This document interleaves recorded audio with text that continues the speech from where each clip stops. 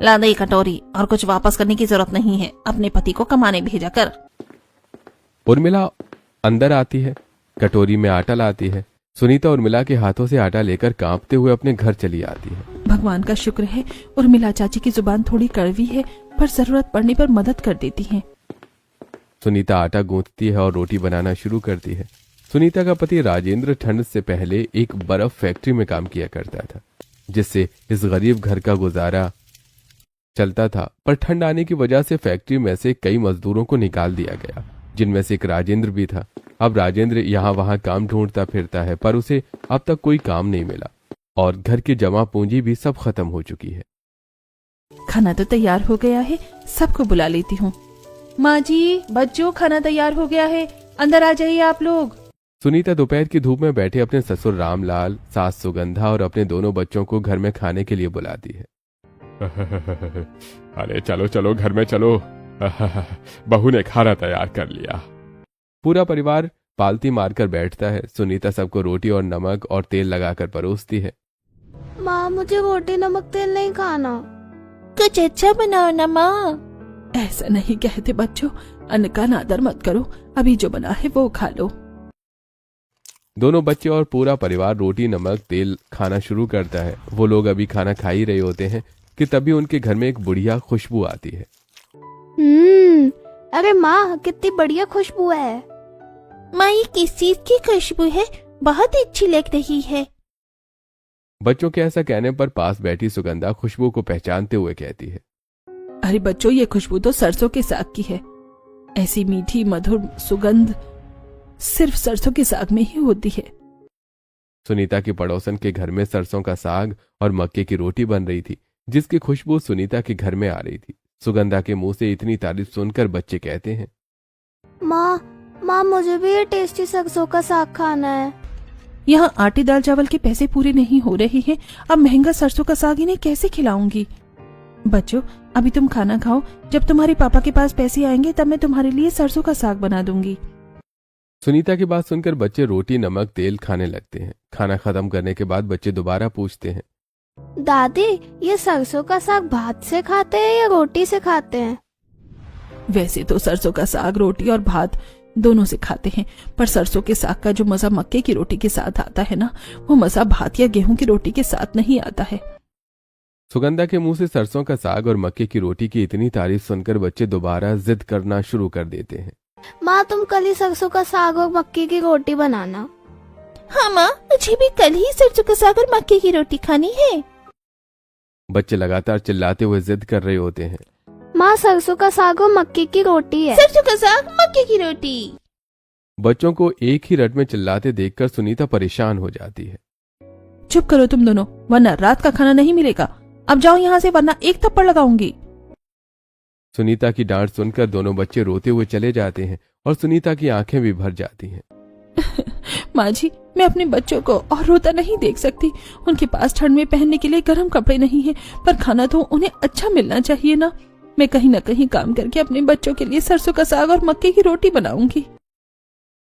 बहू, हमारे खानदान में बहुएं काम नहीं करती। तो आप लोग ही कुछ करके मेरे बच्चों के लिए सरसों का साग और मक्के की रोटी का इंतजाम कीजिए। यह बात तुम अपने निकम्मे पति को क्यों नहीं कहती? अरे, आप ऐसा क्यों कह रहे हैं? उनकी नौकरी चली गई, अब इसमें उनकी क्या गलती है? अरे, इस बुढ़ापे में वो अपने माँ बाप का ख्याल नहीं रख सकता, अपने छोटे छोटे बच्चों का ख्याल नहीं रख सकता। निकम्मा न कहूँ तो और क्या कहूँ। रामलाल की सारी कड़वी बातें राजेंद्र दरवाजे पर खड़ा सुन रहा होता है। वहीं सुनीता रामलाल से कहती है, वो हर रोज काम ढूंढने जाते हैं और अब उन्हें काम नहीं मिलता, तो इसमें उनकी क्या गलती है? आप उन्हें ऐसा नहीं कह सकते। सुनीता को अपने पक्ष में बोलता देखकर राजेंद्र की आंखें भर आती हैं और वो आगे आकर कहता है, सुनीता, ये तुम किस तरह पिताजी से बात कर रही हो? क्या गलत कह रही हैं? मैं ही निकम्मा नालायक हूँ जो अपने बूढ़े माँ बाप का और छोटे छोटे बच्चों का ख्याल नहीं रख पाता हूँ। इतना कहकर राजेंद्र रोते हुए घर से निकल जाता है। राजेंद्र की बात सुनकर सुगंधा और सुनीता भी रोने लगते हैं। राजेंद्र को गए हुए काफी समय बीत जाता है। दोपहर शाम में और शाम रात में बदल जाती है, पर राजेंद्र घर वापस नहीं आता है। हे भगवान, मेरा बेटा कहाँ चला गया? अब तक वापस नहीं आया। आपकी बातें सुनकर ही मेरा जवान बेटा अब तक घर नहीं लौटा है। जाइए उसे लेकर आइए। रामलाल को खुद की बातों पर अफसोस शुरू हो जाता है। वहीं सुनीता रोते हुए अपने परिवार से कहती है, घर से जाते समय वो बहुत दुखी थे। अब मुझे डर लगने लगा है। मैं जा रही हूँ उन्हें ढूंढने। इतना कहकर सुनीता तुरंत अपने घर से बाहर निकलती है। घर के बाहर तेज ठंडी हवा चल रही थी। सुनीता कांपते हुए चारों तरफ अपने पति को ढूंढने लगती है। कहाँ चले गए हैं ये? कहीं दिख भी नहीं रहे हैं। कहीं उन्हें कुछ हो तो नहीं गया? राजेंद्र को बहुत ढूंढने पर भी जब राजेंद्र नहीं मिलता तब सुनीता रोने लगती है। इतनी ठंड बढ़ गई है ना जाने कहाँ चले गए हैं। आसपास सभी जगह देख लिया, कहीं उन्हें कुछ हो तो नहीं गया, या फिर कहीं उन्होंने खुद को कुछ कर तो नहीं लिया। इसी तरह खुद से बातें करती ठंडी हवा में कांपते हुए सुनीता दूसरे शहर के जंगल की तरफ पहुंच जाती है और अपने पति को जोरों से आवाज लगाने लगती है। राहुल के पापा, ए जी, मैं सुनीता, राहुल के पापा। सुनीता रोते हुए जंगल के एक खलिहान में पेड़ के नीचे बैठ जाती है। मेरा पति, मेरे बच्चे, मेरा पति, मेरे बच्चे। अपने बच्चों और पति को पुकारती हुई सुनीता ठंड में रोते हुए बेहोश हो जाती है। आज तो सरसों के साग में थोड़ा घी भी डाल दूंगी। अच्छा भगवान, जैसे मन करे वैसे बनाना, पर पहले साग लेकर यहाँ से चलो।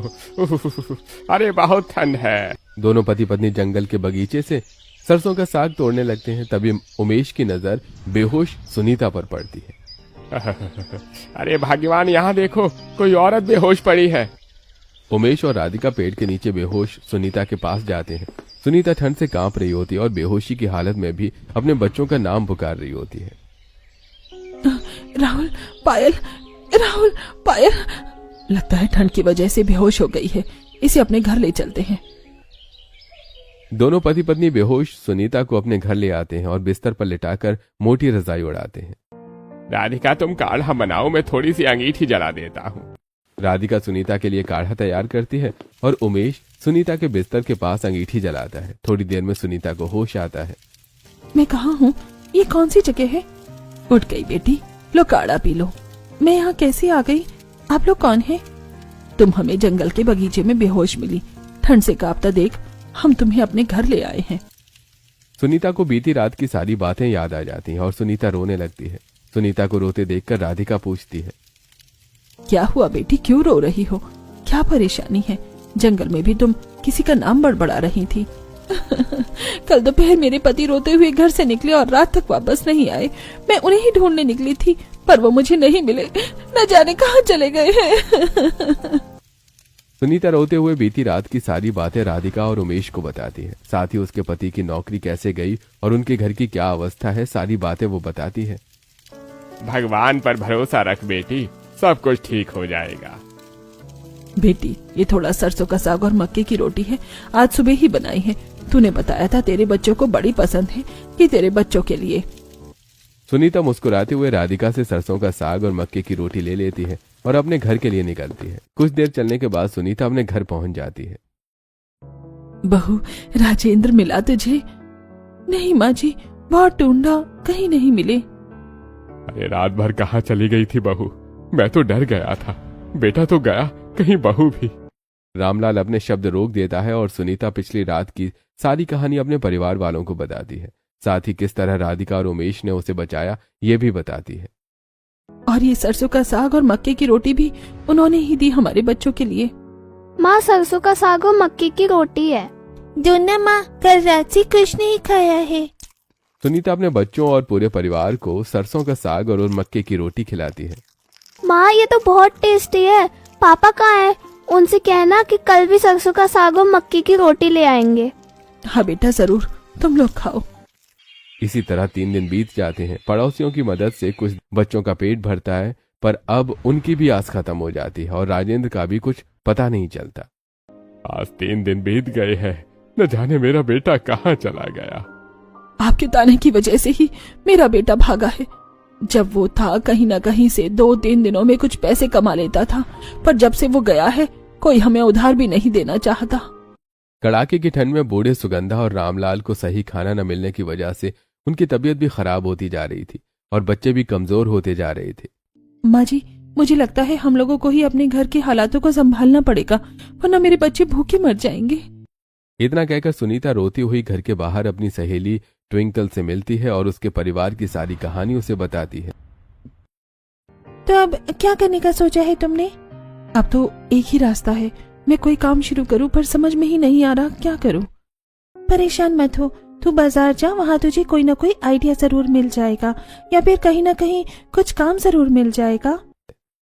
ट्विंकल की बात मानकर सुनीता तुरंत ही पास के बाजार में अपने बेटे राहुल के साथ जाती है। बाजार में ठंडी हवाएं चल रही थी, पर नाश्ते और खाने पीने के ठेलों पर भीड़ बहुत थी। आज तो बाजार में बहुत भीड़ है, अगर बाजार में ही किसी के पास काम कर लूं तो आज रात के खाने के पैसे हो जाएंगे। सुनीता क्या करे ये सोच रही थी, तभी राहुल सुनीता से कहता है, माँ वो देखो मोमो खिलाओ ना। नहीं बेटा, मोमो अच्छी चीज नहीं होती है।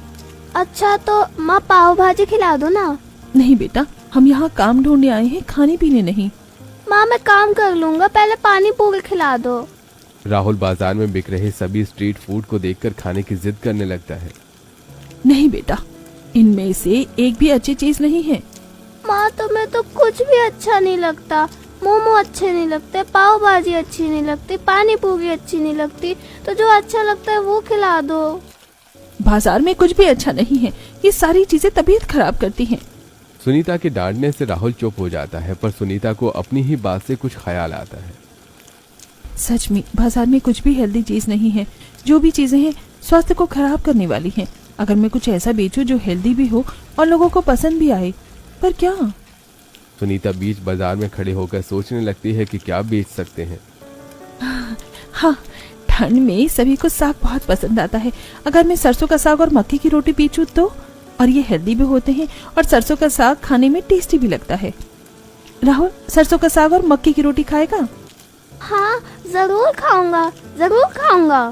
सुनीता के दिमाग में एक आइडिया आता है। वो तुरंत राहुल को लेकर राधिका और उमेश के घर पहुंचती है।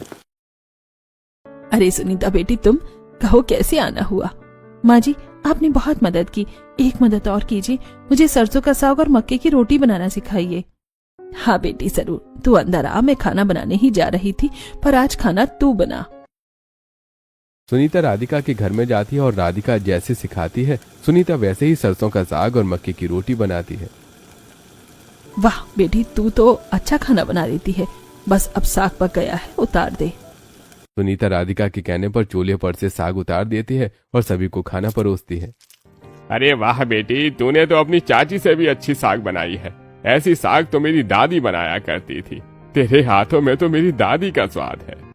धन्यवाद माँ जी, आपने मुझे सरसों का साग और मक्के की रोटी बनाना सिखाया। अब मैं घर चलती हूँ, धन्यवाद। सुनीता थोड़ी सी साग और मक्के की रोटी लेकर अपने घर चली आती है। बहू, कुछ काम मिला बाजार में? नहीं माँ जी, काम तो नहीं मिला, पर निराश होने की बात नहीं है, आज रात का खाना है मेरे पास। जब काम नहीं मिला तो खाना कहाँ से आया? सुनीता सिर्फ अपने आइडिया के बारे में न बताकर उसकी सारी कहानी बताती है। आप लोगों ने सुबह से कुछ नहीं खाया है, पहले खाना खा लीजिए। सुनीता अपने पूरे परिवार को अपने हाथों की बनी सरसों के साग और मक्के की रोटी खिलाती है। ये तूने बनाया है? ऐसे सरसों की साग तो गांव के घरों में बनती है।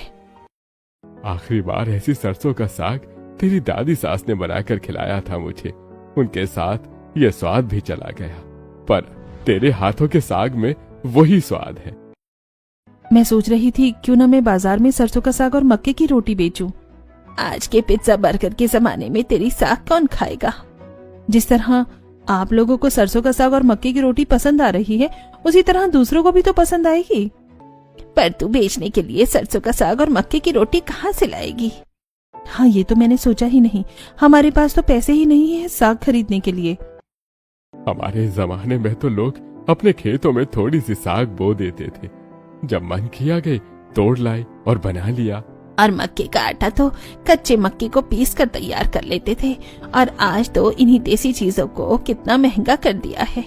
बाजार में बिक रहे सरसों के साग को भी तो खेत से लाया जाता है, और जिस खलिहान में मैं बेहोश हुई थी वहाँ राधिका चाची सरसों का साग लेने ही तो आई थी।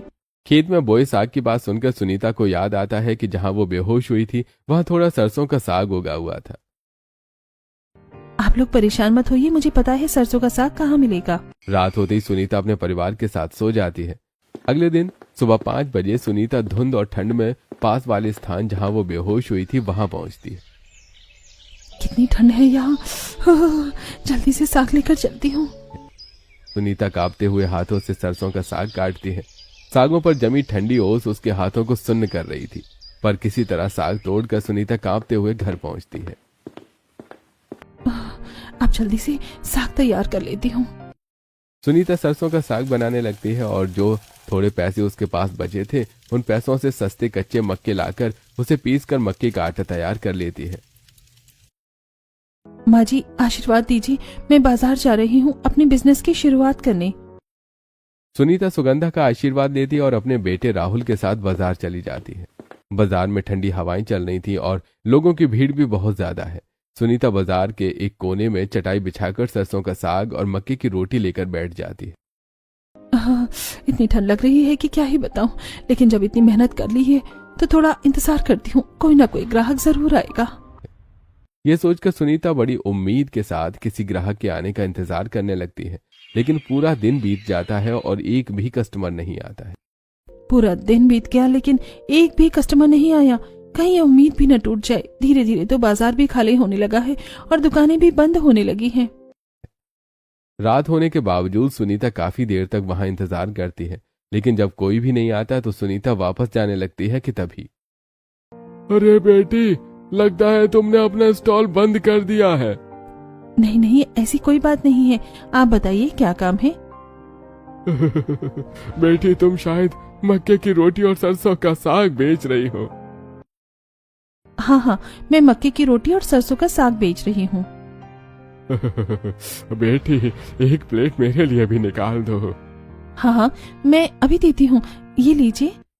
सुनीता अपने पहले ग्राहक को देखकर बहुत ज्यादा खुश हो जाती है और तुरंत एक प्लेट मक्के की रोटी और सरसों का साग अपने पहले ग्राहक को देती है। वाह बेटी, क्या साग बनाया है, ये तो लाजवाब है। इसे कहते हैं सरसों का साग और मक्के की रोटी।